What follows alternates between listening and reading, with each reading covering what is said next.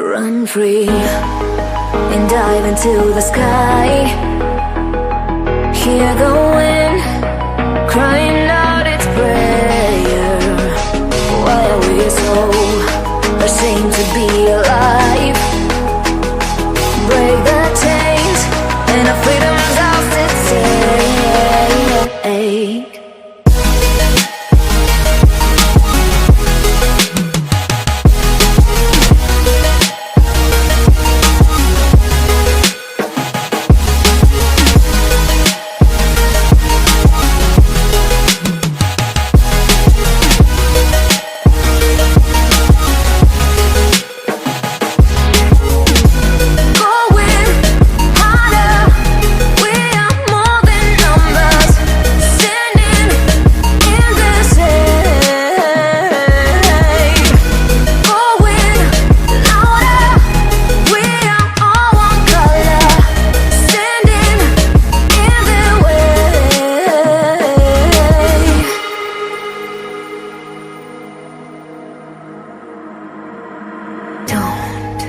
Look behind your back. Chase a light when the world is getting darker. I have a dream where love's the only side. So take my hand, join the army of the shadows. Going harder, we are more than numbers. Standing in this air. Going louder, we are all one color. Standing in their way.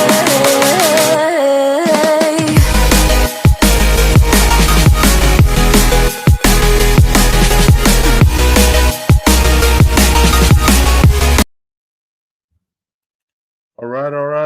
I guess me and Rondi have the room to ourselves tonight. Hey, Rondi, how you doing? Happy that you're here. Thank you for being here. Welcome to my channel, 12 Gauge Investigative. My name is 12 Gauge. You know, I have very simple rules, and I hope that you follow them, or at least try to. One thing that I'd like to implement that kind of gets under my skin is if I'm talking about a case, please don't bring up another case or bring up Idaho, especially if I'm not talking about it. Please do not bring up other creators as well. If it's an open topic, open panel, things like that, it's cool. It's cool. But like tonight, I'm reading out of this book. If you don't like the book, that's fine. It's okay to bow out or do whatever you want to do. But when I'm talking about something, it's kind of rude to bust in and start talking about Idaho. There's plenty of channels that are doing it tonight. If you want to go talk Idaho, there's plenty of channels talking about it. I won't take it as I won't take it at anything else other than you don't want to hear the book, which is cool. No shade. So, Rondi, I guess some people are popping in. Texas, how you doing, buddy? Alex, how you doing, my friend? How you doing? Thanks for the chair. Leslie and Billy, thank you. Thank you for being here. You're all right. You're all right. I said my piece. We're going to move on, okay? But honestly, let's try to remember that, because I'm not in the Idaho mood lately. I cannot with that case. I'm really over it. That's why I've been trying to do different stuff lately, and I just don't want to talk about it. I don't care what other creators talk about. I don't care what they see, what they don't see, because in the end, they're all gonna be on one side until the trial, and then if he's innocent, then they're gonna say, "Well, I knew it all along." If he's guilty, then they're gonna say, "Well, I knew it all along." It's a safe bet. At least I'm staying on the fence that I started. I started off with, and I've never wavered. Yeah, I'm pretty burnt, Texas. I'm pretty burnt on that case. It's just too much, man. But I want to read about this prosecutor, Matt Murphy. And I ended the other day right here. Welcome to the Book of Murder. So let's go ahead and let's talk about this book, and I'll put it up in big word. That way we can all see it, not only you but me. Um, and here we go. What exactly is murder? After the scorned financial planner, the next investigation to land on my desk involved an incident that took place at a doper motel in the city of Costa Mesa, a location that existed almost entirely for the purpose of consummating drug deals. A 20-year-old addict had apparently ripped off another young user with maybe $20 at stake. This was my first real victim from the fringe. Like many American cities, Costa Mesa has a depressing stretch of road where the outcasts congregate, where homeless people mix with sex workers and drug addicts on the wrong side of the tracks. Methamphetamine in Southern California has had a huge impact on the edges of society, and its association with causing manic and often violent behavior has earned it the informal moniker, the devil's drug. As a general rule, where there is meth, there's also high drama and plenty of violent crime. Dealing with individuals that have used that drug for a number of years, it's so true that where there's meth, there's a lot of violent crime and there's a lot of situational events that cause property damage or even stealing. There's a lot of robberies, a lot of stealing, things like that. So, it's very interesting that drug, it annihilates so many people, man, and it's sad to watch because they slowly disintegrate. After the perceived ripoff, the aggrieved party soon returned with two of his friends, and the 20-year-old ran for it. A chase ensued around the motel. The entire ridiculous scene would have fit nicely in an old episode of the British slapstick comedy The Benny Hill Show, as the men circled around and around right up to the point when the fleeing young man decided to elude his pursuers by running directly into 6 lanes of traffic on a busy boulevard. He was immediately flattened by a truck, killed instantly. Once again, I was looking at a dead body, but this one was different. In a Newport Beach townhouse, it was pretty clear there had been a murder. But was there a murder here too? As a prosecutor, what do you do with something like this? Were the young men chasing after the dead guy legally at fault? The causation necessary to file criminal charges requires what is known as a reasonable foreseeability. In other words, was it reasonably foreseeable that the deceased would have run into traffic to escape a $20 drug debt? It was not an academic question. We could have sought life in prison, and honestly, these were unsympathetic characters. A jury might well have convicted them, and a judge might well have sentenced them to life in prison. But they were still young men, and beyond legal standards, my real task was to figure out the right thing to do. As a prosecutor, the job is always to address the paramount question: what's right and what's wrong? On one hand, I had the death of a young man technically caused by the 3 idiots who were chasing him. On the other hand, was the conduct worthy of life sentences? I wrestled with the question for about a day and decided that it was not. I went to Lou Rosenbaum's office to report my conclusion. I told Lou that I felt awful, but just didn't think we should file against the chasers. You feel awful, he asked me. Let me give you a piece of advice. Sympathy is like money in the bank. No matter how rich you are, it is always finite. Think carefully before you make a withdrawal. Victims in this unit are not all the same. And Texas understands that also. He used to work in the TDCJ criminal justice system, and many other people that watch the channel did as well. So they understand the severity of individuals that end up behind bars. Sometimes they could end up with a life sentence just like this for no other reason than causing somebody else's death. And what Matt is about to do, he's about to go into the levels of murder. He's going to explain to you the different levels of murder, and he's going to outline where it's easy to understand them because they're confusing a lot of times. They are confusing to me. But he did a wonderful job. The young man died because of a long series of very bad decisions. Lou continued, if you spend too much sympathy on him or others like him, you won't have any left for the truly innocent. And rather than hitting your stride in a few years, you will burn out and be gone in a flash. The story begs a larger question. If that wasn't murder, what is? I was 14 when I saw an elderly woman get hit by a bus when she was crossing the street. Well, let me ask you guys before I continue on reading.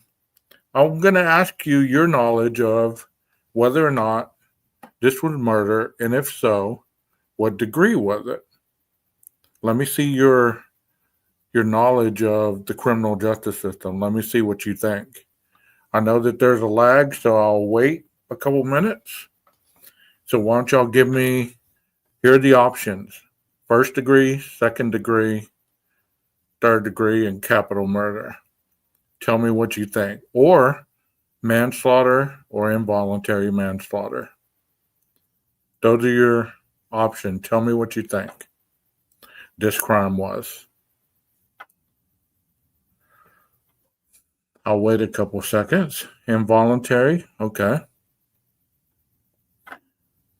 Then in the case of Reginald Mims, who was my carjacker and triggerman, there he killed more running from the cops. He only got 25 years. Welcome, Truth. Thank you for being here. What did your carjacker end up with? I don't feel it was murder. Involuntary. Okay, manslaughter. All right. Well, let me keep going. I just wanted to kind of see where you are in your mind with your thought process. This elderly woman got hit by a bus when she was crossing the street. That was tragic, absolutely, but no one was morally at fault. Murder is different. Murders aren't tragedies. I like this part right here when he says this. Murder is different. Murders aren't tragedies. A human being intentionally taking someone else's life in cold blood is evil, not tragic. Tragedies happen. Murders are committed. I love that. I loved how he said that. We all have some quintessential image in our minds of the classic murder. Sonny getting ambushed in The Godfather, something out of Sherlock Holmes' novel, Colonel Mustard in the library with the lead pipe. But murder is exactly a very broad term that covers a wide variety of circumstances. Depending on the case, sometimes an intentional killing isn't a murder at all. So more broadly, perhaps a better question is, what is homicide? A homicide, put simply, is the killing of one human being by another. But homicides come in many different forms. When Tara Newell, the stepdaughter of the con artist Dirty John Meehan, the subject of a podcast with over 20 million downloads and a TV series on Bravo, plunged a knife into her stepfather's body 13 times as he attempted to kidnap and kill her, that was a homicide. But it was no murder. It was self-defense. In fact, it was awesome self-defense. I later found Tara to be a lovely human being, certainly not a murderer, and gladly guided the case through the system to clear her of any and all wrongdoing. Unfortunately, the vast majority of women in Tara's situation don't end up as the heroes in a Bravo miniseries. Too often, they end up dead in a ditch. People like Dirty John almost never end up as victims, but instead as defendants. So if Tara's actions don't qualify as murder, then what does? Murder is the intentional killing of another human being with what is known as malice aforethought. So there's the definition of murder. It's the killing of another human being with what is known as malice aforethought. These ancient words essentially just mean that the killer decided to kill before committing the deed. Tara took a life from someone who deserved it, richly so. And when she plunged that knife into the terrible man's eye, her actions were completely justified. Murder is when someone kills under circumstances where the act cannot legally be justified. There's always a reason why one person kills another. Y'all pay attention here. Jealousy, revenge, anger, and stupidity. But to boil the law down to its most essential elements, if you want to avoid spending the rest of your life in prison, the reason better be pretty good. If not, the ancient legal concept of murder will descend upon the killer. Going back to the first written set of laws, the Cuneiform of Code of Hammurabi, we can see that the rules governing criminal behavior are not entirely unlike those what we use today. In fact, they are remarkably similar. No, it's not still an eye for an eye, but the underlying common sense is still there. Do wrong and pay a price. Do more wrong and pay a higher price. Isn't that what we do in life? If you do wrong, you pay a price. Do it more wrong, you pay a higher price. Isn't that true?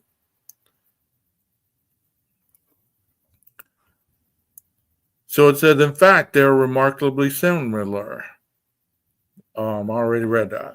When I first came into the unit, Lou sat me down with a chart that he used to explain homicide analysis. Here, he's gonna break it down very simple right here, all right? The degrees of badness of a killing to a jury. So if he's presenting this to a jury, this is how he's going to present it most of the time. He says, and there was nothing terribly mysterious about it. From best to worst, the killing of another human being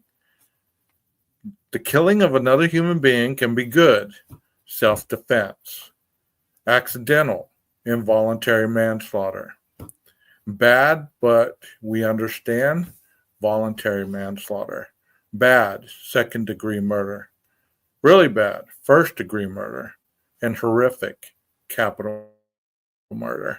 So there's the breakdown of murder. To put it more correctly or concretely, I like to use the example of two cowboys in a bar, whether in a saloon a century and a half ago or a honky-tonk last week in Texas. Horses or pickup trucks, six-shooters or semi-automatics, the human components and the law are exactly the same. Let's call our guys Billy and Wyatt, and let's start with a generic second-degree murder. They're leaning against the bar, drinking whiskey, when Billy insults Wyatt's hat. Wyatt reacts with his ego and immediately decides, I'm going to shoot this son of a bitch. He grabs the six-shooter on his hip and fires, killing Billy instantly. We can unpack that. There was an unjustified intent to kill, followed by a deliberate action to do so. A reasonable person wouldn't have done this, of course, and yet we also have to acknowledge that there was no time to contemplate, no careful thinking that preceded the act. Wyatt never weighed the reasons for or against pulling the trigger. That's a second-degree murder by definition. Does that make sense to you guys? Second-degree murder right there. So he didn't think about it. He got angry. He made fun of his hat, pulled out his pistol, shot him, and killed him. Second-degree murder. But imagine that instead of having the gun on his hip, Wyatt had to walk out of the saloon, over to his horse or pickup, and rummage through his saddlebag, find the gun, and then walk back through the door, through the smoke and the music and the dance floor, search out Billy in the crowd, find him, aim, and then shoot. That's unambiguously worse than the first scenario. Shooting someone out of anger is bad. Shooting them when you've had a chance to reconsider is worse. Wyatt had all the time in the world to consider the consequences of what he was about to do, and yet he did it anyway. This is a classic example of murder committed with premeditation and deliberation, or murder in the first degree. So you see how he's breaking this down?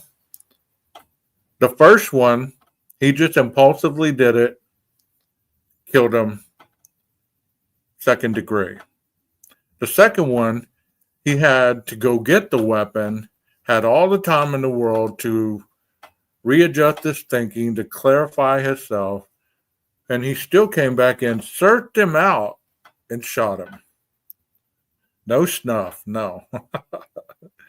We can change it up again. Same two cowboys, same saloon, but this time Wyatt is showing off his new six-shooter with a specially modified hair trigger. He's had a couple of shots of whiskey and starts playing quick draw, pointing the gun right at Billy. He opened the wheel and dumped the cartridges out on the bar, thinking he has emptied the gun of the full six, but failing to take the time to realize there's only 5 there. One cartridge inadvertently left in the gun. Wyatt goes quick draw. Click, quick draw. Quick draw. Bang! He shoots Billy dead. Here there was no intent to kill Billy, no malice toward the victim, but Wyatt was acting like such an idiot that it could surely be said he was operating with a conscious disregard for human life. So he was doing this with a conscious disregard for human life. This is also known as an implied malice murder. There was no desire to kill, but there was an intent to act like such a jackass that it can be said that he consciously disregarded the safety of everyone else in the saloon. As a society, we recognize this was an accident, but under the implied malice theory, we don't really care. When someone is a big enough fool and they utterly disregard the safety of the person they killed, the accidental perpetrator can still be held accountable for second-degree murder. Bear with me as I continue to nerd out on this. As you see, the analysis is a mixture of subjective state of mind and objective circumstances, and is fundamentally based on common sense. Now suppose that instead of uttering a stupid insult or playing a game of quick draw, Billy says something far worse. Imagine Wyatt's wife had just been raped by an unknown assailant the night before. And then Billy reveals to Wyatt that he is the rapist and he has no regrets. Wyatt reacts instantly out of anger and kills him on the spot. Same cowboys, same bar, same six-shooter, but entirely different circumstances. The killing is technically still unlawful. There's no self-defense here, or defense of another, but it was performed under such extreme circumstances that we recognize that there is known legally adequate provocation. In other words, he shouldn't have done it, but for the lack of a better way to put it, we understand. When a reasonable person in the position of defendant might have done it too, we call that voluntary manslaughter.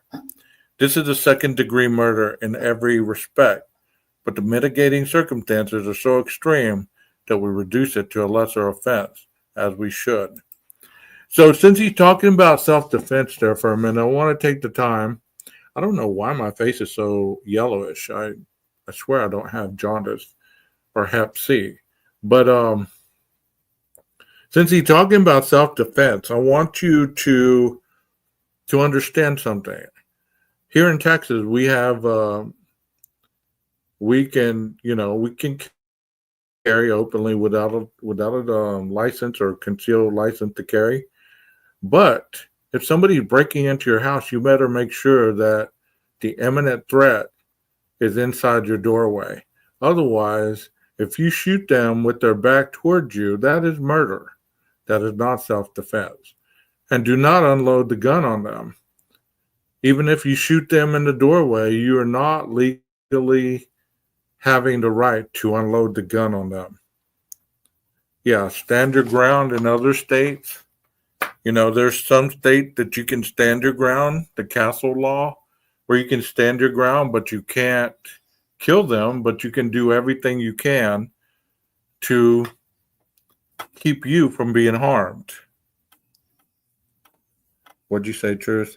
Not if you drag them inside when you do it. You better be inside your house. That's true.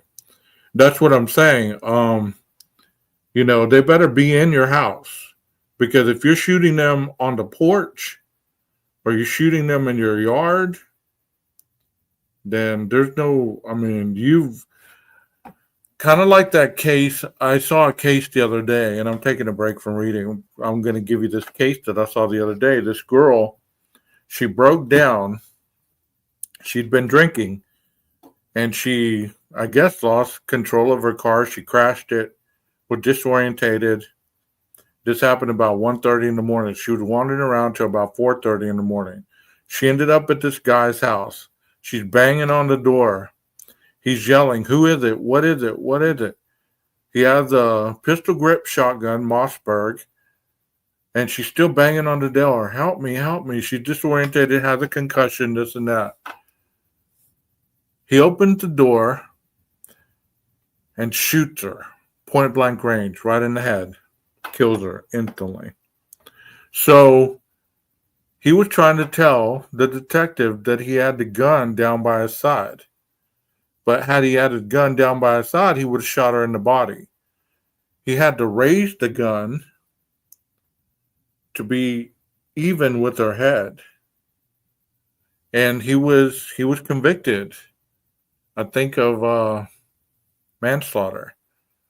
But he was a killer. I mean, he was a killer. He killed her for no other reason than his perception of threat. So it's a very slippery slope. I would call the cops first, and then if you have a firearm, and I'm not giving you legal advice here, but if you have a firearm and you feel in danger for yourself or others, hunker down. Wait for the police to come at least, and, don't have the weapon pointed at them when they get there. What do y'all think about that? Let me see what Texas said here. Sheriff told my mom that back when I was a kid, right after my dad passed. Yeah, they better be inside your home. Not if you drag them inside when you do it. Yeah, you are right on point. You're right on point. Come on, Truth. If you have to tie their shoes, do with gloves on. Make sure you tie them as you were your feet. Same direction. Come on, Truth. Be tied in the right direction. Okay, so be careful that you don't overkill. Don't overkill. No reason for it. Now, if there's more than one, you might have to reload. I mean, just never know. So let me keep going. These are the basic concepts. Where murder cases get really interesting is when we go beyond mere words to circumstances where the motives and methods are truly diabolical. Or when, if not for the hard work of dedicated people, the killer would get away with it. This is where the good guys come in. Let me take this hat off. Maybe the hat's giving me a glare. No, I'm still freaking yellow. What the hell? Now I'm washed out totally. Whoa. Oh well, y'all will have to deal with me yellow. The place where individual detectives and prosecutors can make a real difference. Say we have the same bar and the same two cowboys, but we learn that Wyatt has secretly been sleeping with Billy's wife, who coincidentally stands to gain $1 million in life insurance if Billy were to die. When Wyatt comes into the bar, starts an argument with Billy, and shoots him dead, suddenly we have a whole new dimension to our analysis. Wyatt claimed that Billy went for his gun and that the killing was a self-defense. Convince the jury that it wasn't self-defense. And Wyatt's on the hook for first-degree murder with the special circumstance of financial gain. Special circumstances, which include things like murder committed during the course of kidnapping, robbery, arson, a drive-by poisoning, torture, sexual assault, or perpetrated for financial gain, to name a few of the most notable possibilities, elevate a murder to a potential death penalty case, also known as capital murder. These are tough cases because the legal, ethical, and procedural burdens are all on the prosecutor. Fail to convince the jury and a ruthless killer goes free. You know, a lot of the stuff that Matt is talking about here, I have read in The New Evil, Dr. Bricato's book. So they coincide very, very much the same. Or try this one. Wyatt and Billy are in a business together, and suddenly Billy disappears without a trace. There's no body. Wyatt shows up with a bill of sale signed by Billy, deeding him full ownership of the cattle ranch, where they were previously partners. He also spins a yarn about Billy leaving to buy property somewhere else. The story is dubious, but Wyatt then produces witnesses claiming they saw the transaction take place, and Billy was last seen with a saddlebag of cash riding in the direction of his purported new ranch. Is it legit or a financially motivated conspiracy? Can you be sure until you've talked to Wyatt, interviewed the witnesses, done some on-the-ground investigation? Had Wyatt and Billy been arguing over the future of the business? Did Wyatt have gambling debts on the side? Had Billy warned his brother that Wyatt was out to get him? These are the juicy ones where the skill and dedication of the prosecution team can make or break the case, and where a dog detective can mean the difference between justice being served and a killer getting rich. As far as I'm concerned, these are the cases that represent nothing short of good versus evil. Lou used to say that it took a minimum of 5 years in homicide before someone became truly comfortable with the breadth of what murder can really mean. Yes, every case involves a dead body, but they are all so unique. A case about a bar fight is such a different legal animal from prosecuting a serial killer. It's not that there's a hierarchy, these are all situations where a life has been taken. They're all as consequential as anything can possibly be to the victims and their families. And it's impossible to argue that there's a better or worse way for someone's life to be cut short by the actions of another. But there are differences, and we can categorize them in certain ways. And we have. In Dr. Bricato's book, they are the gradations of evil scale.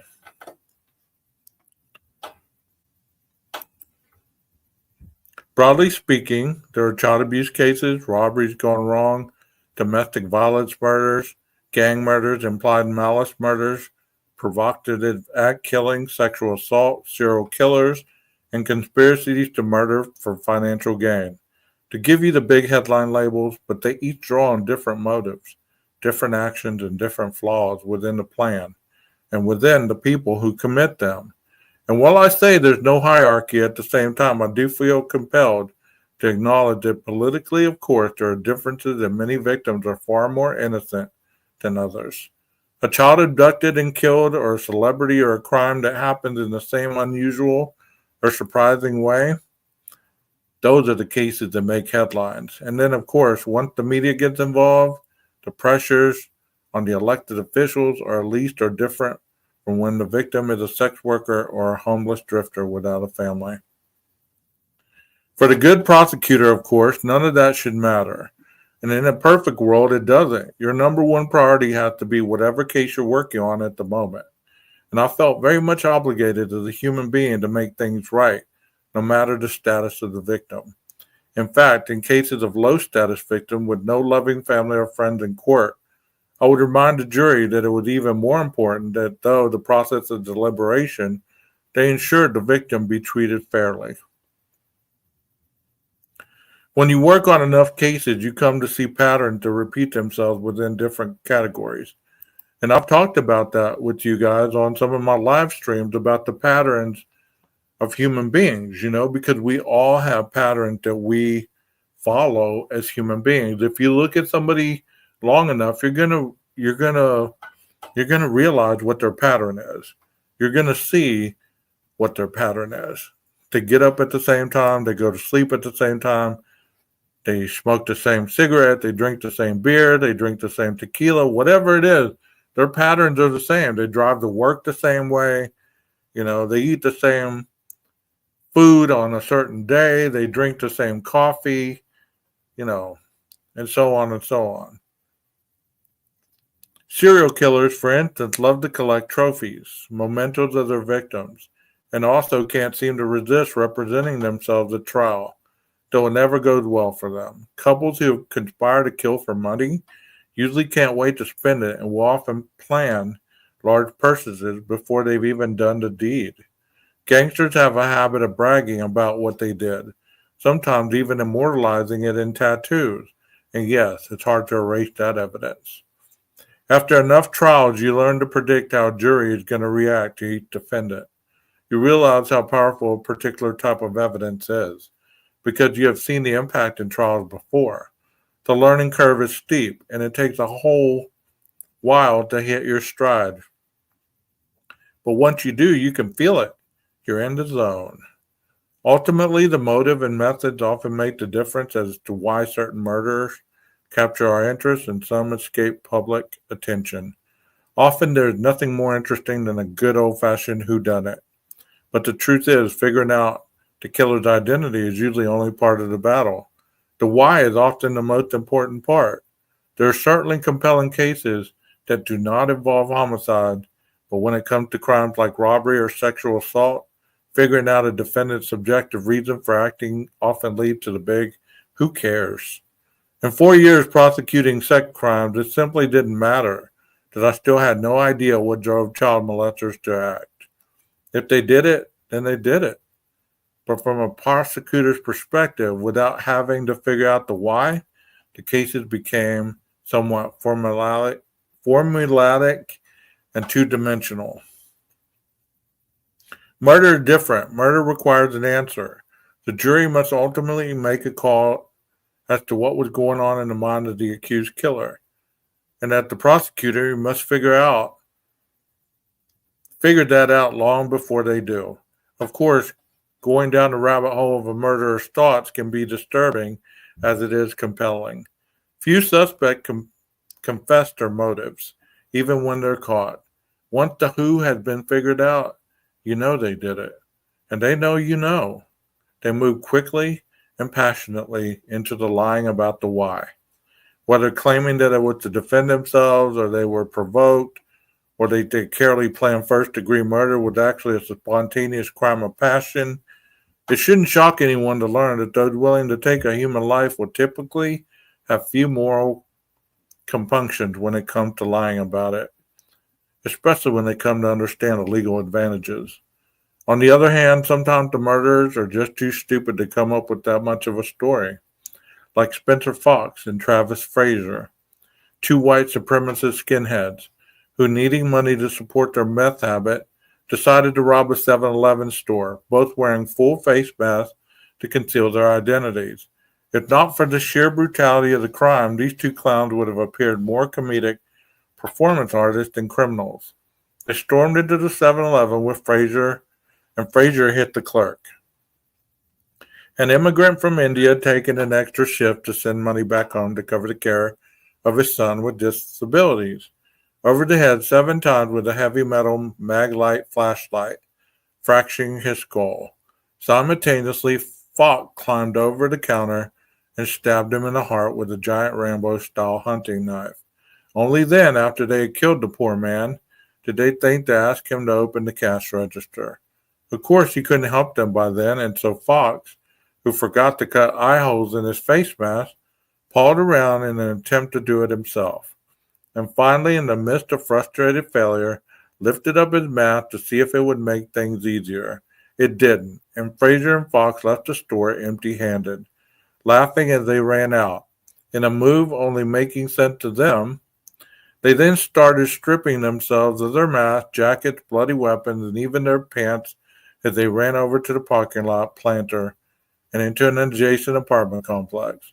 It was like the yellow brick road of evidence, but with swastikas. This was the case from early on in my time in Homicide, and it was, to put mildly, not a challenging one to prove. We had everything on tape in high fidelity.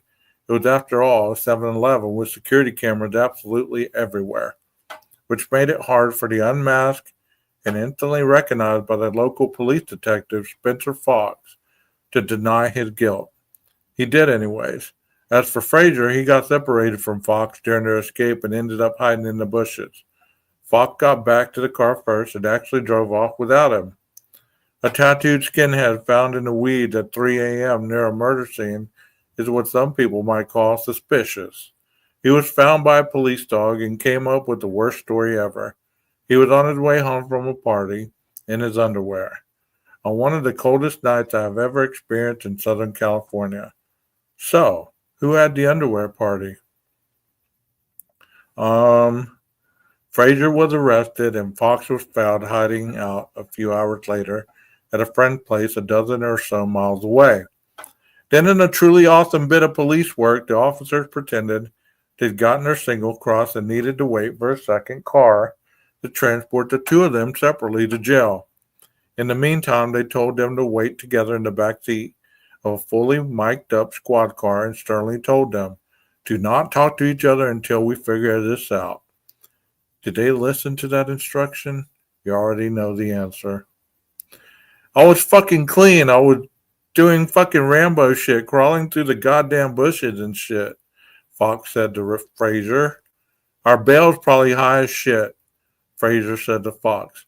I'm never going to see my fucking kids again. Articulate skinhead, both of them. The clerk's DNA was all over them, on their clothing, on the murder weapons, and it was not a hard case to prove.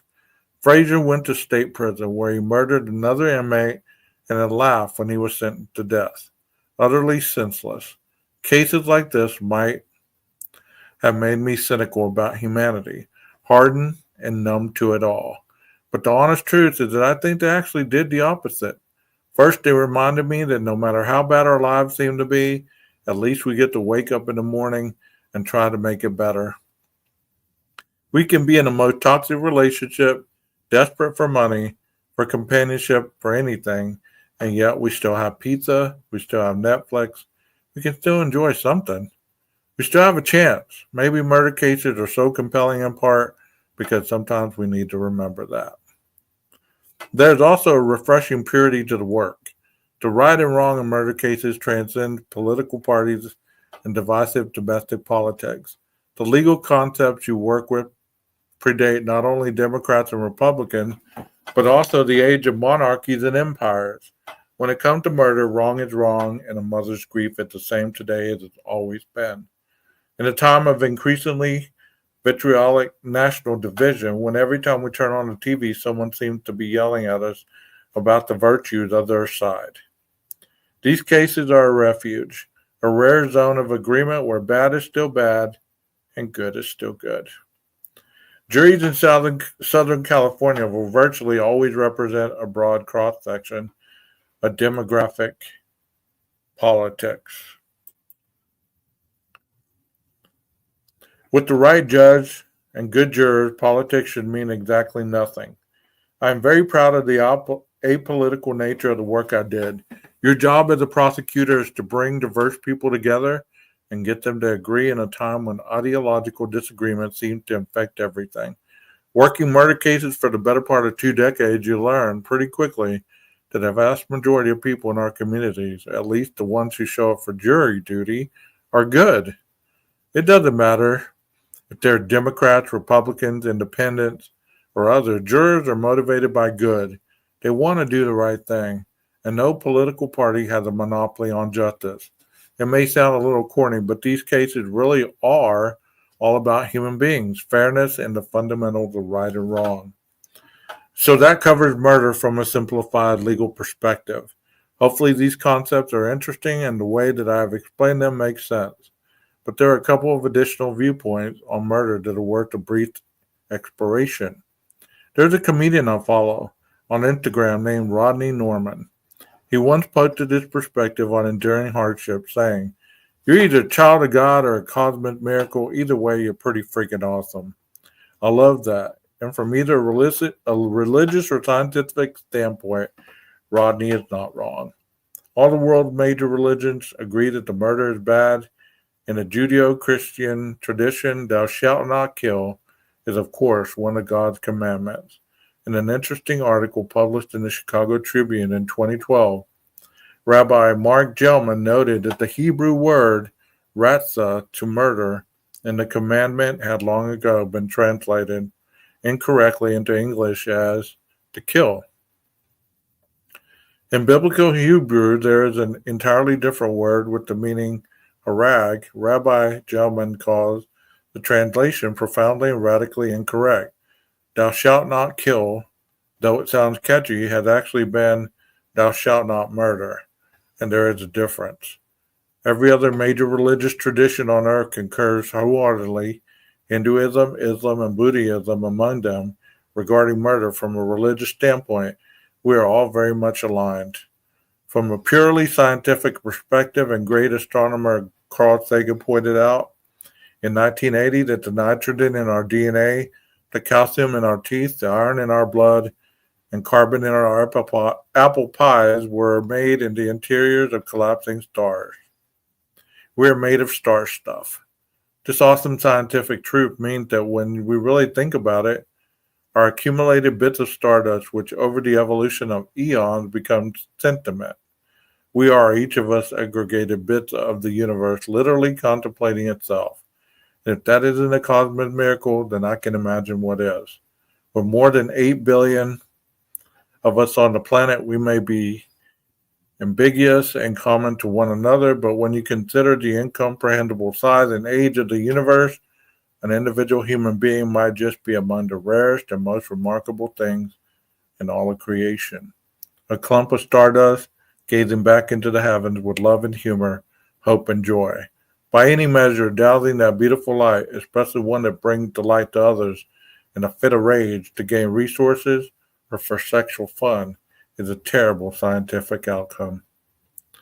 So what is murder? From a legal, religious, or purely scientific viewpoint, the murder of an innocent human being is simply the very worst thing.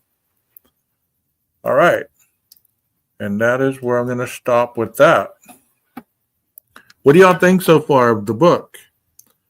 Let me know, because I'm going to show a video here in a minute of the video that I was going to show y'all last night. I don't forget. I just wasn't showing it last night because I wanted to show the one with that other guy.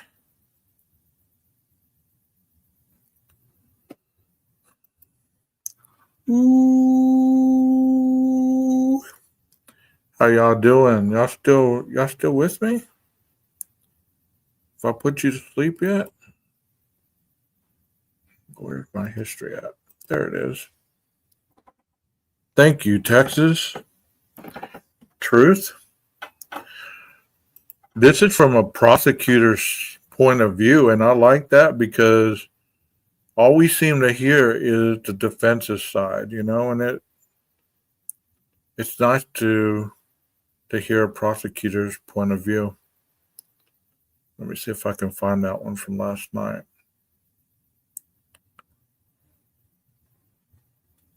I watched so much stuff.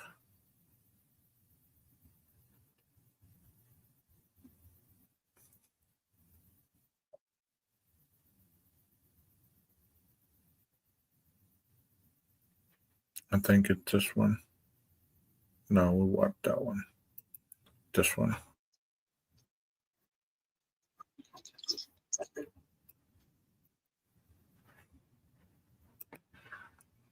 Is everybody doing all right? Y'all hit the like button. Y'all hit the like button and share and subscribe if you're not a member. Let me go ahead and change the backdrop because we're no longer reading. Is that weird of me to do that? I don't know why I'm so collaborated with what the backdrop has to be. I just feel we're not reading, so it shouldn't be books. Leslie, I hope things are going all right. Here we go. 22-year-old community college student Jasmine Pace had plans to spend Thanksgiving 2022 with her family. To her mother's surprise, she sent a text message last minute canceling those plans. On Jasmine's Facebook account, there was a new post. It read, "Enjoying Thanksgiving with my baby." Except the photo accompanying the post was not from Thanksgiving. In this photo, Jasmine's distinctive tattoos were missing. It had to have been taken months earlier. Concern turned to panic as her family realized the implications. No one knew where Jasmine was, and someone was online pretending to be her. Hi there, I'm Kevin, and welcome to Just Thought Lounge. Today's case is as gruesome as it is heartbreaking. It's one of those stories that stays with you long after it's over. There's a lot to digest here, so let's take a look.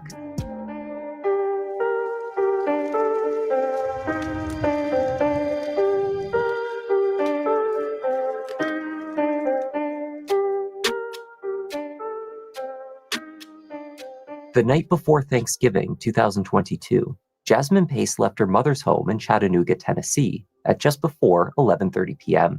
She drove her white Chevy Equinox.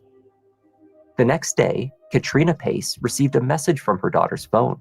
She planned to stay at the home of her friend Emma for the rest of the week, the text read. Jasmine had recently lost her grandmother to cancer, so when she opted out of the family gathering, it didn't immediately raise alarm bells. She had occasionally chosen to be out of contact for brief periods as she worked through her grief. That abruptly changed, however, following a new post on Jasmine's Facebook page. "Enjoying Thanksgiving with my baby," it read. At first, what struck Katrina about the post was the revealing outfit her daughter wore. It was not characteristic of Jasmine to post such a revealing photo of herself online. It was another aspect of the image that sparked waves of panic for Jasmine's father, Travis Pace. Jasmine's many tattoos formed a kind of timeline, each obtained on a different date, months apart. In this image, Jasmine's extensive tattoos on her upper right arm were missing. This post was not what it claimed to be. Katrina spoke with Jasmine's friend Emma and confirmed what she had already suspected by that time. Jasmine was not with her family for the week, as the text had claimed. Several other friends and family members had received messages, ostensibly from Jasmine as well, though no one had spoken with her directly. In each instance, the messages stated that the 22-year-old wished to be alone. The family began immediately to search for her. Jasmine's Chevy SUV was equipped with a GPS feature called My Chevy. The My Chevy app allowed her mother to track the location. See, when I was listening to this for the first time, I didn't know that Chevy had that. I knew that, there's OnStar and there's all the GPS stuff, but I didn't know Chevy had its own tracking device. Of the vehicle. It was found parked outside of a building of condominiums off of Mountain Creek Road in Chattanooga. By the time the vehicle was discovered, it was already 8:30 p.m. on November 26th, 4 days after Jasmine had last been seen, leaving her mother's late on the 22nd. As far as the family was aware, Jasmine did not know anyone at the Signal View condos where the Equinox was parked. When they accessed the vehicle, the driver's seat had been pushed back. It seemed that someone much taller than Jasmine's petite 5'2" stature had last been behind the wheel. A call was placed to 911 to report her disappearance. So if you're a shorty, I've said this all along, and we talk about women's safety all the time on this channel, as well as male safety, but you know what? It's more prevalent with females being taken and abducted and killed and stuff like that. If you're a short stature,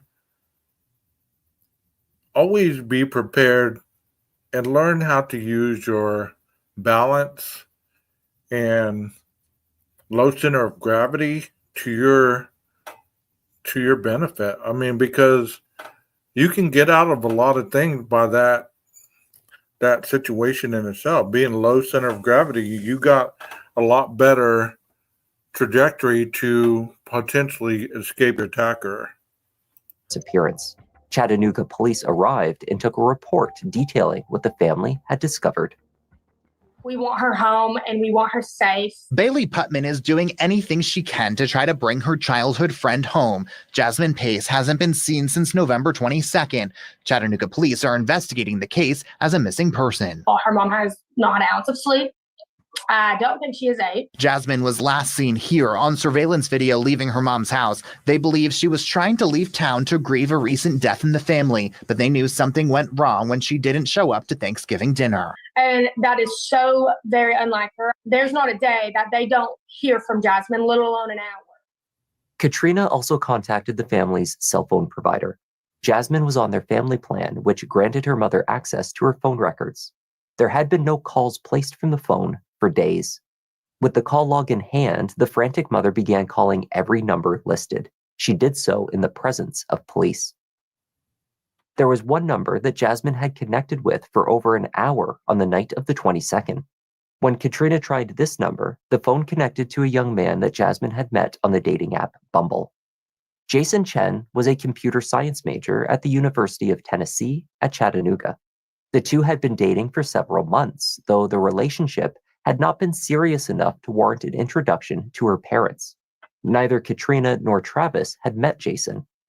The computer science student was informed that Jasmine was missing. Had he heard from her? Not for days, he said, and when they had last spoken, it had only been for a few minutes. Katrina knew this to be a blatant lie. He just lied and said that he hadn't talked to her. He talked to her for a few minutes Monday when she was with me at the bank. He talked to her for 71 minutes. He would remember that. He talked to her for over an hour, and he just lied. Jason's lack of concern was another red flag. Katrina pleaded with officers to take further steps to investigate, but they did very little. Jasmine was an adult, and there were no clear signs at that point in time of foul play. A report was... There's something to be said about a mother's love. I mean, all these cases that we talk about on here and the mother is really involved. I mean, there's something to be said about that, They don't give up. And I applaud every mother that has had to deal with this kind of loss and their tenacity in order to get justice for their child or to find their children, because as we've seen, police departments aren't always the best. And I'm not dogging the police here. I understand they have a lot of cases and everything like that, but they're not always the best at, taking things seriously, especially if it's an adult situation. I mean, it's weird how their priorities are. Was written and contact information exchanged before they left the frustrated parents on their own once more. So Katrina and Travis took matters into their own hands. They began knocking on every door at the condominium complex. No one had seen Jasmine. A security guard agreed to share the camera footage of the white Chevy entering the parking lot. With the timestamps provided on the My Chevy app, they narrowed in on the footage. On November 23rd, just past 8:30 p.m., the SUV drove into the lot and in the direction of the location where it was later found parked. The driver could not be identified. Unnoticed on Katrina's cell phone until this time was one final text message that had been sent to her from Jasmine in the early morning hours of November 23rd. There was no message, just a pin-dropped location showing where her device was at that time. It was received at 2:08. I think this is awesome too. If you have the ability that if you're being held against your will or you feel uncomfortable or whatever, do pin drop or, drop a pin on your location to as many people as you can. That way, a lot of people understand that is a sign for help, especially if you never do it. You might get with these people and tell them, hey, if I ever drop a pin, come look for me. Come help me. That means that I'm in danger or something isn't right. You know what I mean? That's an awesome thing to do. I would have never thought about that until I saw this case. 18 a.m. Her daughter had never sent a message like this to her before, certainly not in the middle of the night. The day after their concerns were dismissed by police at the condos, the family promptly went to the location from the message, the apartments at 110 Tremont Street. Again, the desperate parents knocked on every door. All but one, apartment 210, answered or was accounted for. Neighbors recounted that they had heard a loud disturbance from the direction of that unit in the early hours of November 23rd, around 2:15 a.m. Recollections vary, but somehow Katrina and Travis made their way inside apartment 210. A notebook inside the door revealed the name of its occupant, Jason Chen. It was a small unit, open concept with the kitchen only feet from the couch. A hallway led to the only bedroom. There was one bathroom and a laundry unit stacked inside of a closet. Most of the apartment was visible immediately upon walking in. On the kitchen counter sat a small travel bag. It belonged to Jasmine. Cleaning supplies sat out. In the drawer of a desk, Travis discovered his daughter's driver's license along with her credit cards. These he pulled out and left sitting in plain view. Chattanooga police were once again called out.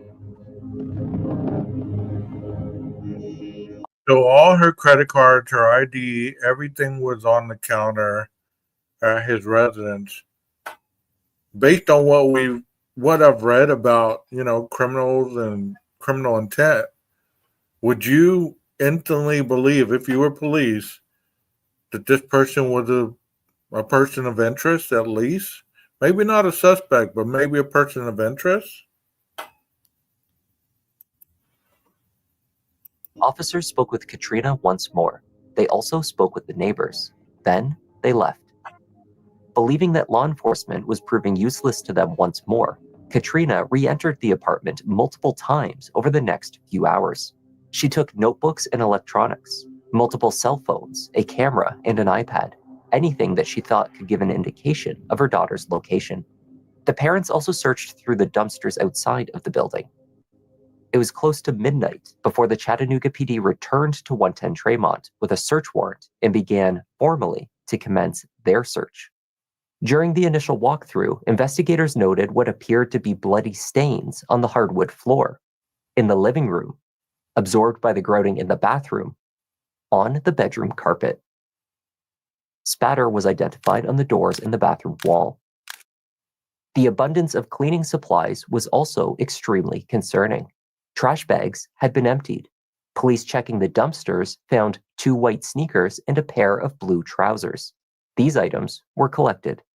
Back inside the unit, they spotted fragments of broken glass in the living room. So I want you to remember those blue jeans and those white shirt or the white shoes by the dumpster, because later on they come into play. Indications of a violent incident were accumulating. Furniture appeared to have been moved around. In the bedroom, there were marks on the carpet, which indicated where furniture had sat for some time and had been subsequently moved to other parts of the room. The rearrangement of the room, it seems, was likely done in an attempt to cover a large stain that was spotted underneath the bed. On top of the bed sat a kitchen knife. In virtually every room, investigators identified stains that could be blood. The crime scene unit was called in to spray down areas of the apartment with Blue Star, the forensic agent used to identify areas where blood may have been cleaned up or invisible to the naked eye. The hallway lit up. The case of Jasmine Pace's disappearance. Look at that. And I know we've done blood scene analysis photos before, but if you look at this floor with the naked eye, you would not see all this that has been cleaned up. So in other cases, and I'm not going to start a conversation on that other case because I'm sick of it, but in other cases where blood has been identified as being cleaned up, you wouldn't see it with the naked eye. You wouldn't see it with the naked eye. But here, it's been sprayed, and you can see it illuminated pretty damn good. Yeah, you can see the mop swipes. You're right, Truth. Look at that. That's interesting right there. Became a homicide.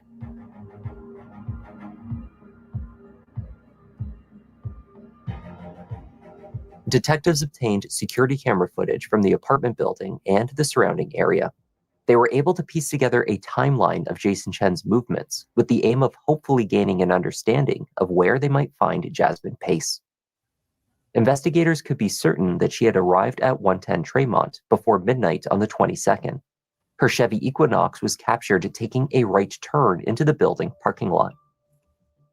The Chevy was also captured leaving. Indeed, it could be tracked to the condominium buildings from Jason's apartment building. At about 8:30 p.m. the day after Jasmine arrived, a figure in a light-colored hoodie was captured driving it from the building towards the Signal View condos. A dark-colored Prius, likely a hired taxi, collected that driver from the condos and dropped them off in front of Jason's building.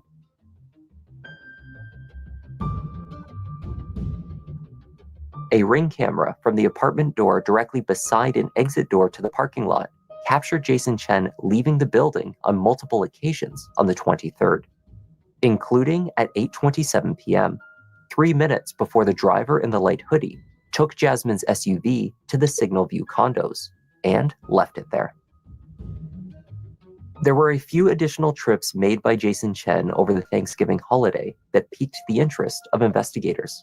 The first was a morning trip to Walmart alone, where he purchased, amongst other things, Band-Aids, peroxide, and cleaning products. Captured using the cell. So there's another person going into a Walmart. We've heard of a person going into an Albertsons, but there he goes into the Walmart to purchase Band-Aids and other cleaning supplies by himself. Where Jasmine? Where Jasmine? Self-checkout, he ran a few of the more expensive items through as asparagus. The overhead Walmart camera offered a clear view of Jason's pair of white sneakers. These shoes were thought to be the same pair found discarded outside of the apartment dumpsters. On the evening of the same day, Jason stopped. See, so this guy is wearing the same shoes and the same pants that were found discarded by the dumpster. At a Walgreens and purchased a package of paper towels. Sometime between his trip to Walmart that morning and the time he left the blood-stained and hastily cleaned apartment, he must have taken Jasmine from the building, discarding items of his clothing as part of an attempt to cover his tracks. As investigators tracked... I mean, come on, bro. Unless somebody took those... I guess the police took those out and photographed them. I was going to be like, you just threw them on the ground? Like you couldn't even get them in the trash can? But I'm sure he probably tried. They know what the police are doing right there. The computer science student on various footage throughout Chattanooga. They were aided by his notable white hoodie, a bright and distinct article of clothing that could be identified even in dark and sometimes fuzzy surveillance video. At almost 6 p.m. on the 23rd, the white hoodie emerged from the building once more. This time, the figure was struggling to pull a large suitcase from the front door of the building towards the parking lot.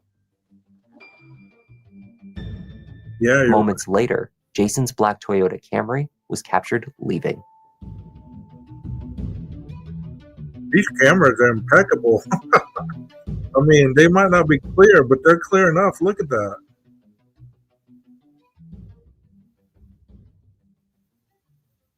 On November 29th, You're one right. week after Jasmine was last seen, Jason Chen was located at his parents' home in Nolensville. Arresting officers noticed lacerations on Jason's right hand and feet, indicative of a violent struggle. He's gonna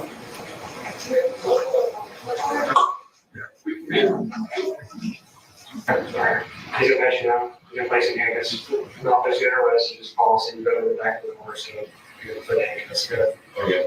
So you said there was a search warrant for me, correct? Yeah, there's search warrant for your person. So we're going to the police department. We're gonna be detaining you and the flashing the search. We're assisting you. Okay. And is there any like calls or anything? They're gonna explain. That's a big one. Yeah. We're gonna let them do that. But I don't want to speak for them. Yeah, we don't want you to misinform you of anything. So they'll tell you all that when we get down there. So just take it with them.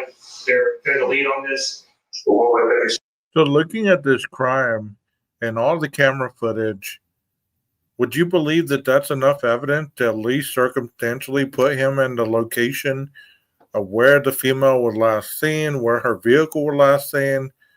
You know, all the little pieces of the puzzle. Do you think that this is enough evidence to charge him with the murder?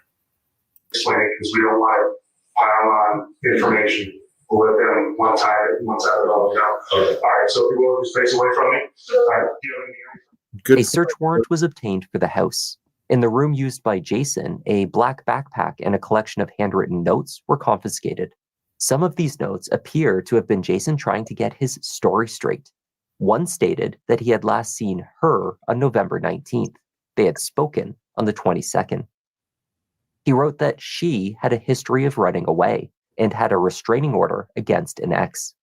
It seemed that Jason had planned for his inevitable interview with police by recording that Jasmine had also been homeless. He wrote that he thought her mother was an alcoholic, all suggestive of her being an unpredictable runaway. In his backpack, inside of a glasses case, detectives found a SIM card. It was for Jasmine's device. They also obtained Jason's phone and downloaded the data. On Jason's cell phone, detectives found a picture of Jasmine standing in his bathroom taken on the night of her disappearance. There were multiple screenshots saved as well of text messages he had gotten from Jasmine, but the actual texts themselves were missing. On the morning after she had likely been killed, he sent her a photo along with a note, "Slept like a baby." Later that day, he asked, "Hey, are we still good for dinner tonight?" The photo's metadata revealed it was taken 2 years prior. From Jasmine's phone data, detectives could see that her device had taken the trip to Walmart along with Jason that morning, though he was shown on camera driving and shopping alone. Finally, the phone's movements revealed where he had traveled after loading the large suitcase into his Camry. He had taken a drive to Suck Creek Road. The road ran parallel to the bank of a river. On Thursday, December 1st, walking along the bank of the river, investigators spotted an item. It was what they were, unfortunately, expecting to find: Jason Chen's large suitcase. Inside the suitcase, they found 98-pound Jasmine Pace. She was wrapped in 3 trash bags and had been shackled with 2 handcuffs. Her right arm was cuffed to her right ankle, and her left ankle was linked to her right elbow. They were not law enforcement-style handcuffs. These were less substantial. The chain of one was broken. An autopsy determined that Jasmine had been stabbed no less than 60 times. Her wounds were centered in one area of her body, primarily the upper left side. The tip of a knife was removed from her chest. Let me ask you a question. I got a couple questions. When did this suitcase killing become a thing? That's like the third one that I've heard about recently. When did it become a thing? Yeah, he's a sorry one for sure. And another question y'all might have the answer to. I saw another crime thing today, and the dude was stabbing her in the left side shoulder area. What is the significance of that? Does anybody know? Does anybody know what the significance of stabbing in the left side of the body in the back? I understand the right. Well, I guess you're trying to get the heart from the back. Would that be the significance of that? There you go, Melissa. There you go. I don't understand when the suitcase thing became a thing. I really don't. It's really weird. It's really weird to me. Jasmine was a devoted aunt to 2 nieces and godmother to a little boy named Waylon. According to her older sister Gabby, Jasmine wanted nothing more than to have children of her own and always talked about what kind of mother she would be. She was also an animal lover and cherished her 4 cats. To those closest to her, the fun and sweet 22-year-old had always been known as Jazzy. Fiercely protective of her family and friends, Jasmine is remembered as someone who was always there for a friend in need, to share her love and support. There was a moment when you're with her that you realized how clever, how smart, how brilliant she was. Knowing how many lives that she touched and them spreading the word on my sister, I think it also touched other people's hearts that have probably gone through a situation like this. I've known her my entire life, and I've never seen her burn a bridge or have ends with someone badly. She just always made it a point to know, for you to know that she was thinking of you and that she loved you. She was fierce over her family. She was fierce over her friends. In December 2022, a judge set Jason Chen's bond at $5 million. As the gruesome nature of the murder reached the news media, many expressed disgust that Jason was offered a bond at all. By this stage, a complete timeline had been pieced together, including evidence that showed Jason had used Jasmine's phone and SIM card to access her banking information, her social media accounts, and to post fake updates after the murder. To a woman he had connected with on Tinder, he messaged, "I guess we're dating now," as Jasmine allegedly still lied dead in his bedroom. To friends later that night, he arranged to play Call of Duty online. He just needed to finish cleaning up his apartment, apparently. It was difficult to imagine what defense, if any, Jason Chen's legal team would put forward when the case came to trial, which it did in January 2025. In a shocking development on day one, defense attorney Josh Wise did not fight for his client's innocence. In opening statements, he told the jury Jason Chen killed Jasmine Pace, but that he didn't do it with premeditation. This is a case of voluntary manslaughter. Although the state was not pursuing the death penalty, Jason faced a life sentence without the possibility of parole if found guilty of first-degree premeditated murder. His best defense was to argue a lesser charge applied.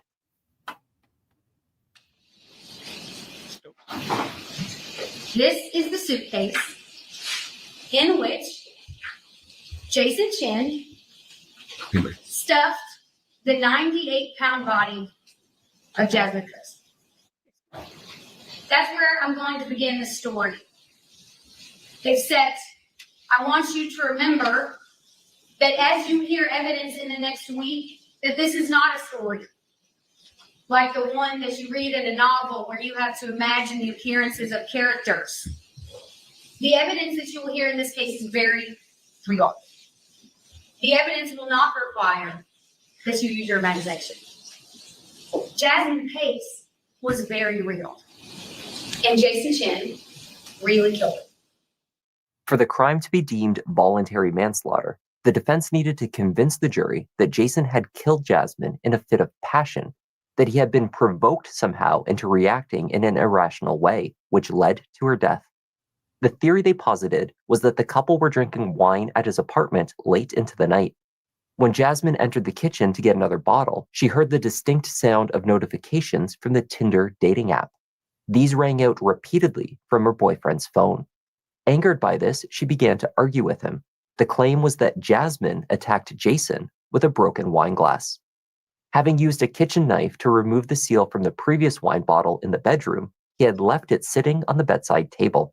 It was this knife that Jason instinctively reached for when he was attacked. Wise explained away the shackles found on Jasmine's body by arguing that Jason had panicked after the stabbing.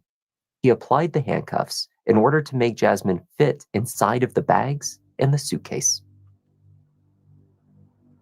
The timeline of the murder and attempted cover-up was detailed extensively through videos, Jason and Jasmine's cell phone data, as well as testimony from neighbors in the apartment building. Courtney Brewer reported hearing an altercation take place after 2 a.m. On the night of November the 22nd and early hours of November the 23rd, was there an incident that you can recall? Yes, I was woken up in the middle of the night by a loud scream. Can you kind of take us, and you can go slowly through the events that woke you up and everything that you heard from that point until you didn't hear it? There was a scream that startled me out of my sleep cloud. I checked my phone to see the time because I was going to call 911. It was around 2 a.m. There was a voice that was screaming words. The words I couldn't understand fully. Was it a male voice or female? A female voice. And then there sounded, assuming that the apartment above mine is laid out the same as mine, there sounded like chasing, a lot of footsteps going across towards the front door. One person's footsteps or two It foot? sounded like multiple. You said towards the front door. Was it towards the front door or towards the bedroom? Towards the front door because I was in the bedroom and I heard it. Good. You had said that you heard a scream. Can you describe the scream? Distressed, not quite angry, emphatic. Recreating a possible scenario for the murder itself was heavily dependent upon the physical evidence left at the crime scene. This is where the case became messy. Not only had Jason used various types of cleaning agents inside the apartment and disposed of many items, including the broken knife, the scene had also been accessed and searched by Katrina Pace, now Katrina Bean, multiple times. Questions were raised over potential contamination of the crime scene. Why would the apartments look different after the police went in there than when they were in there? Who changed it? The defense called its own crime scene expert to walk through the many changes that were visible at the scene between the first time police were called out to the point in time that it was photographed and processed. Furniture had been moved. Items. Yeah, that's what I thought was going to be damning also, like when the mom took the laptops and the phones and stuff like that. I mean, she should have just left stuff alone. But I don't think she would go to the extent of moving stuff around. I don't know. Anything's possible. What do y'all think? Had been taken. They questioned whether evidence could have been planted. Travis Pace testified that he did not recall seeing a knife on the bed when he first entered with his ex-wife to search for his daughter. And then this past Monday, you were in this room when you saw Katrina Pace testify on that stand, right? Were any of those statements true? Do we remember it differently? You heard Katrina testify that she went back into the apartment multiple times after that night or after that morning? I heard that. Were you with her those times? Do you know what she did in the apartment during those times? Your ex-wife, Katrina Pace, does she have a reputation for being honest? Mr. Pace, in your opinion, this was Katrina Pace. She a honest person. I don't have an opinion. Yeah, man. If the scene itself was considered suspect, the conclusions made by the medical examiner were not, and they pointed to a premeditated attack. Dr. Stephen Cogswell, the Hamilton County medical examiner, concluded that based on the location of the wounds, Jasmine had been in the fetal position while she was attacked.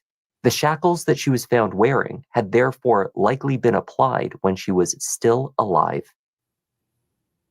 If someone were stabbing a person 60 times, we would expect them to try to get away. But what if they can't?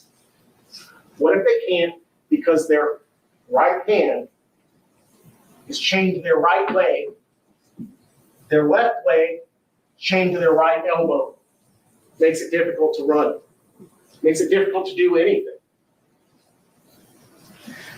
Dr. Cogswell told you that she was stabbed in a fetal position 60 times. We'd also expect that if she's being attacked on the right side of her body, that she might try to defend herself with both hands. There should be injuries on both hands. Instead, what we have are injuries to the left hand, no significant injuries to the right hand. That's consistent with her being in the fetal position with a hand unable to move on the ground.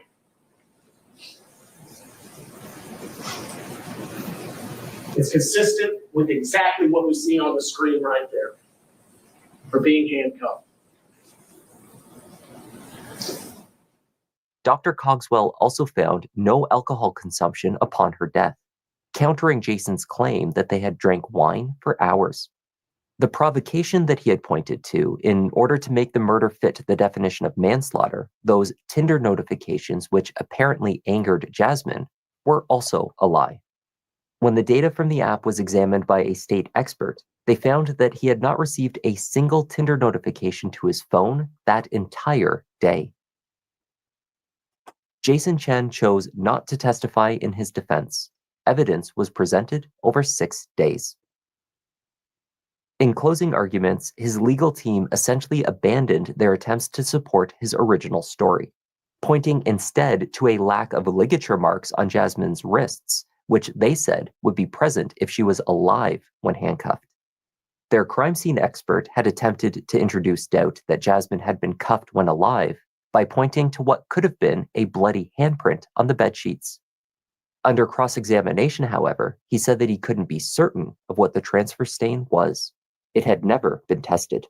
Explanations to counter the rest of the state's evidence was not forthcoming. In addition, the shackles were not the only indication that the murder was premeditated.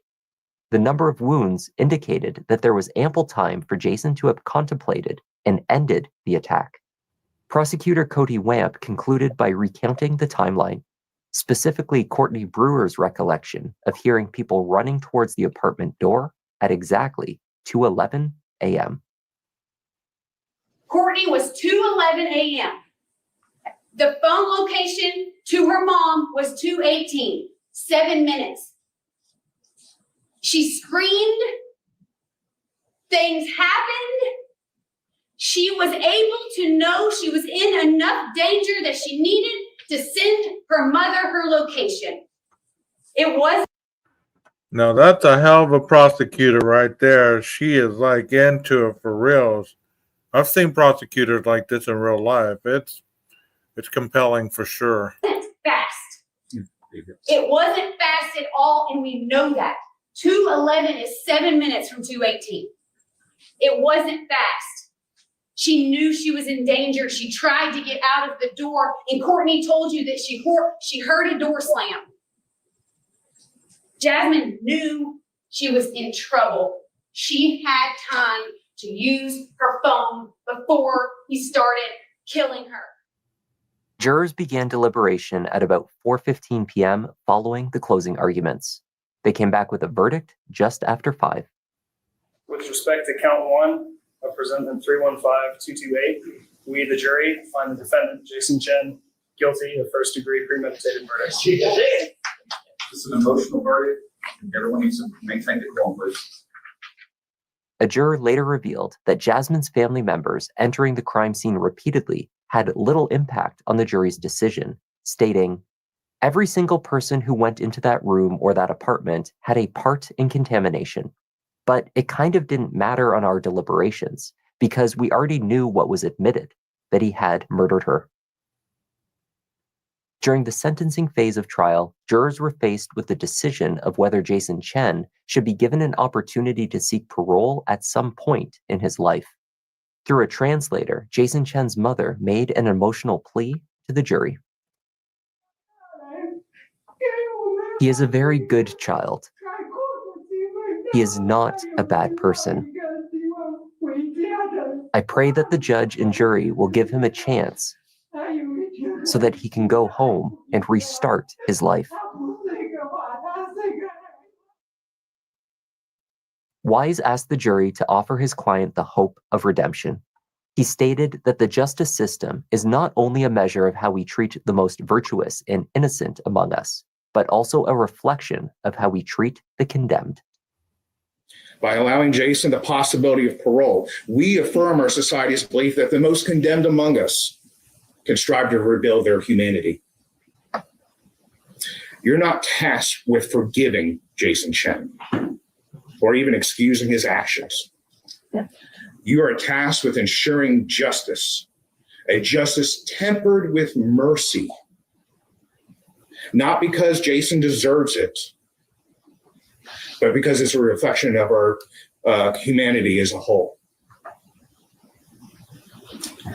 I ask that, and we ask, that you give Jason the opportunity, as a 73-year-old man, to seek this redemption. Let him spend the next 5 decades behind bars, reflecting on the choices that he made when he was 22 years old. The jury returned with their sentencing decision in under an hour. With respect to the sentence of the defendant, Jason Chen, on count 1 of presentment 315-228, we, the jury, do unanimously find the following statutory aggravating circumstances beyond a reasonable doubt, in that the murder was especially heinous, atrocious, or cruel, and that it involved torture or serious physical abuse beyond that necessary to produce death, and do unanimously agree that the defendant's sentence shall be life imprisonment without possibility of parole. During the trial, Jasmine Pace's family filed a wrongful death lawsuit against Jason Chen's parents, accusing the pair of harboring Jason and providing him with money and information in the days after the murder when he was the prime suspect, and they were searching desperately for their daughter. The loss of Jasmine and the subsequent legal proceedings clearly took a toll on the Pace family. Travis Pace testified that he and Katrina's relationship was difficult. When he took the stand to testify, called as a witness by the defense, many family members walked out of the courtroom. Nonetheless, with the sentence delivered, much of the family's ordeal is now over, and they received the justice they sought against a man they called a monster, and whose crime was described by prosecutors as heinous, atrocious, and cruel.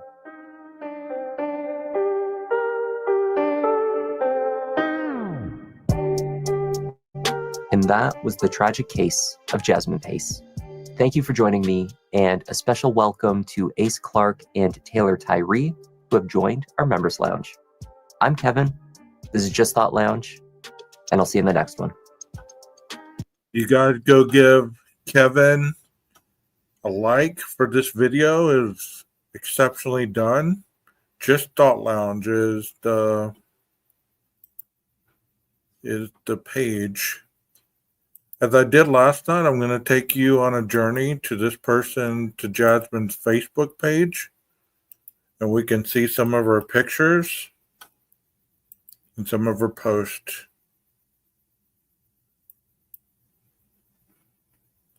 So, good night, Melissa. Stay warm out there. This was Jasmine's Facebook page.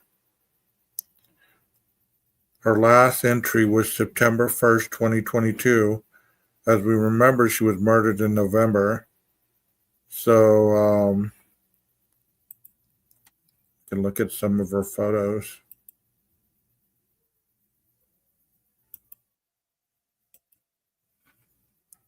Here's some of her photos.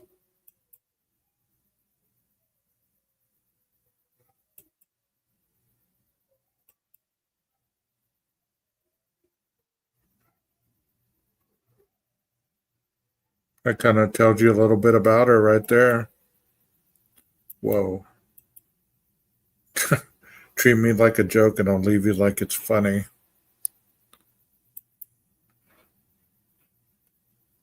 You see some other photos. Some profile pictures that were shown. There she is with the tattoo on her arm.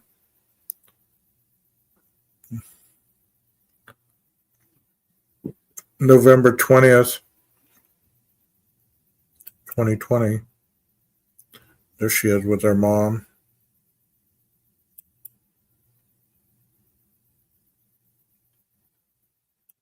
She was a little thing. I think they said 5'2".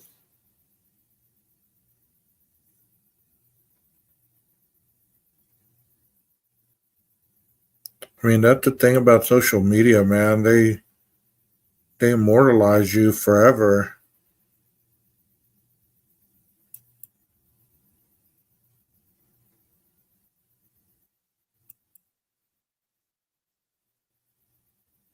That's why I don't understand people that get mad because people take a lot of pictures or videos or, or on their social media pages. Because one day, that's all you'll have. That's all you'll ever be remembered by is a picture. or a video. And it's tragic that in her case,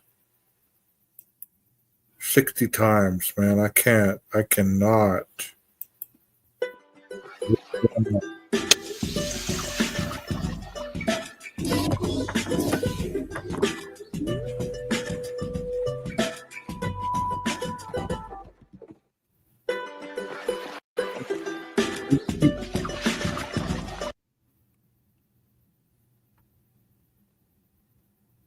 There's some of her likes.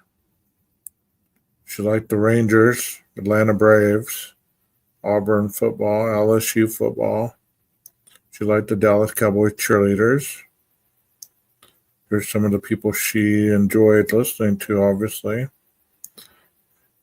Billie Eilish, Jenny Tolman. I don't know any of these.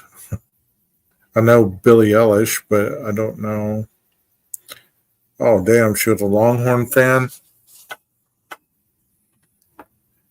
You have good taste in teams, Jasmine. You had good taste in teams. Vin Diesel.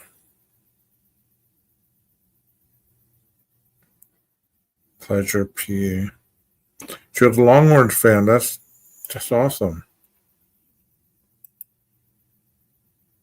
There's no real. Well, let's see. Alright, so I posted a picture doing the hot sauce saying if I get 200 likes, I would do the hot sauce challenge.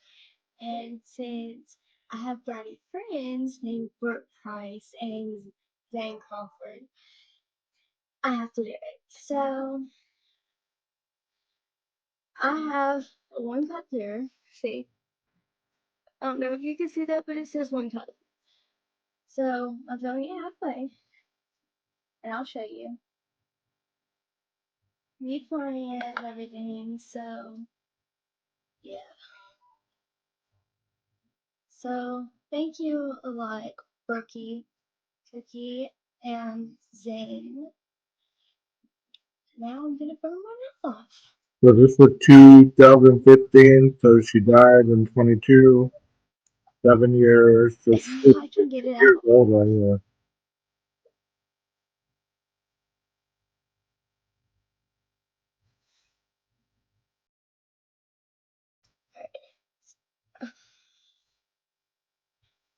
There goes the fourth. We were close this year. We're close this year. Oh, yeah, Dago doesn't have good taste in football teams.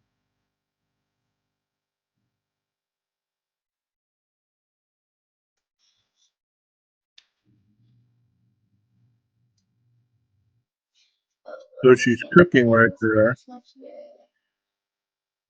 Watch another video. Obviously, this one she's a little older. Alright, Oh, she's younger. yes, Matt, or Matthew, I don't know where to start, I hung out with you today at the pool, which was like really, really fun. You saw how crazy me and my family are. I told like two chicks that you liked them and wanted to kiss them, which was like so funny. You were just like, no.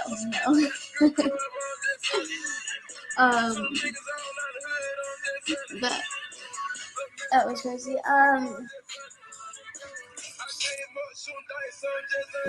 We in the pool was really fun. You kept picking me up and making me like a little chair underwater for me, and I so totally beat you up underwater. I so totally won. I'm gonna turn that one off. I don't want to get copyrighted. Forgot music was even playing in the background. Okay. Like, what the hell? I'm looking at the snap. Okay. Truth is, Trey. I don't really know you, but I think we've talked before, and you're really cool. You're really, really cute. And Miss Lindsay. Bet you.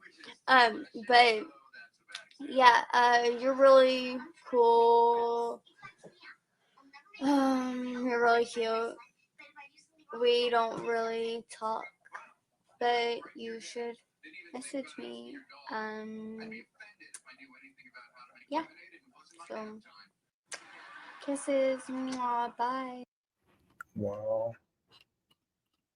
A young girl's a young girl's life documented, you know? Let's get back on this case, guys. Football is over. Janelle, you were asking what case this is? Her name is Jasmine Pace. I'm sorry I'm so cranky. I'm in my terrible 20s right now. Look at that cat.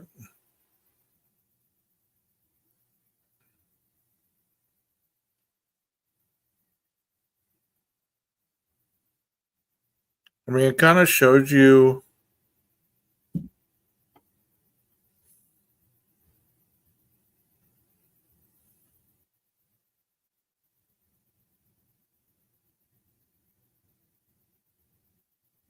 you can never really tell people's posts, but it kind of shows you a little bit about their interests. You know what I mean?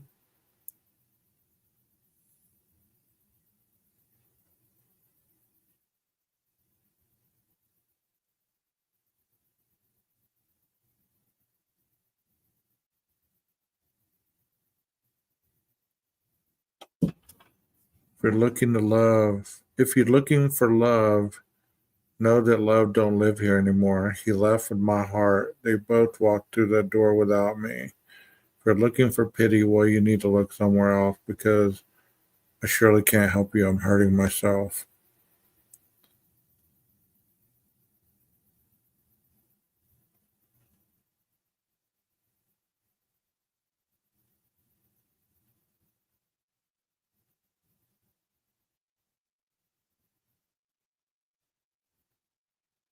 Oh, wow. She was beat up.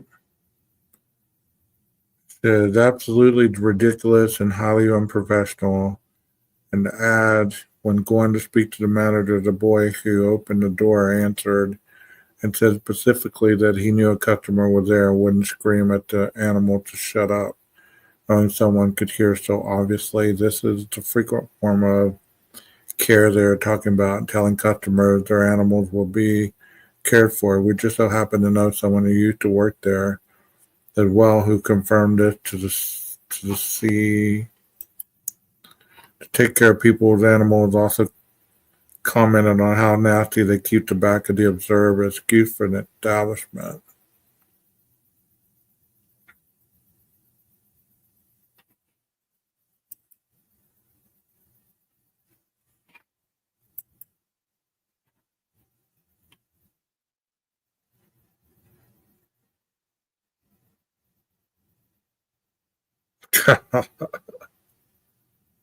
Is it the time of the month? What are you talking about? I'm perfectly fine, Leslie. I'm perfectly fine. Don't take anything I'm saying to the heart. Remember when you first started driving and everything was scary? Now you're going 80, putting salsa on your taco, driving without your knees. Like when she died, she was an adult, like 22. Do you believe in life after death? Certainly not. There's no proof of it. Well, there is now. After you left early yesterday to go to your uncle's funeral, he came here looking for you.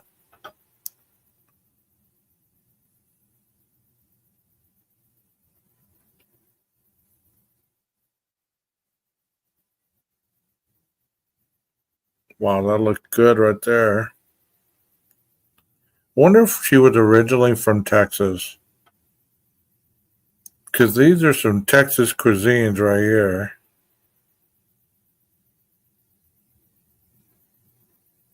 Y'all don't know nothing about chorizo and eggs, I tell you.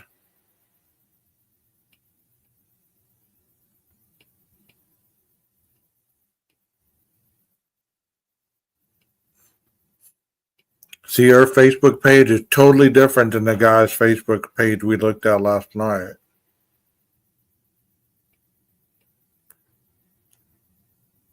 And if y'all want to go look at her Facebook page, like I said, her name is Jasmine Pace. Y'all can do that.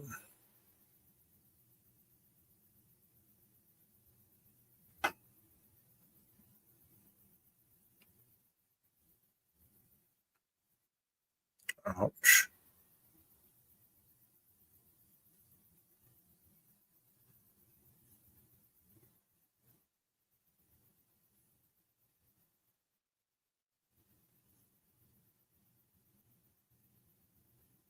Oh, damn.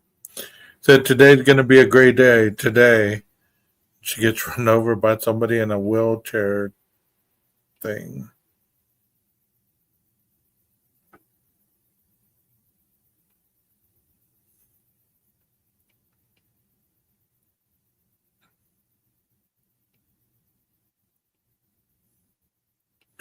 I mean, just a little, a little bit of a in-depth look at her Facebook page.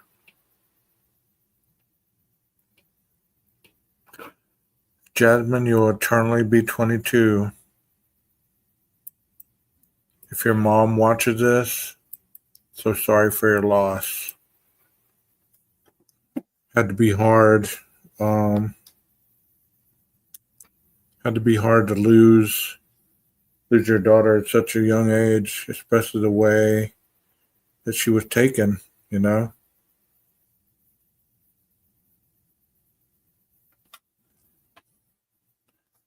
Well, guys, I hope that you enjoyed that. Once again, hit the like button and subscribe button if you're not a subscriber. Thank you all for being here. And I'll see y'all again soon. Maestro, cue that music.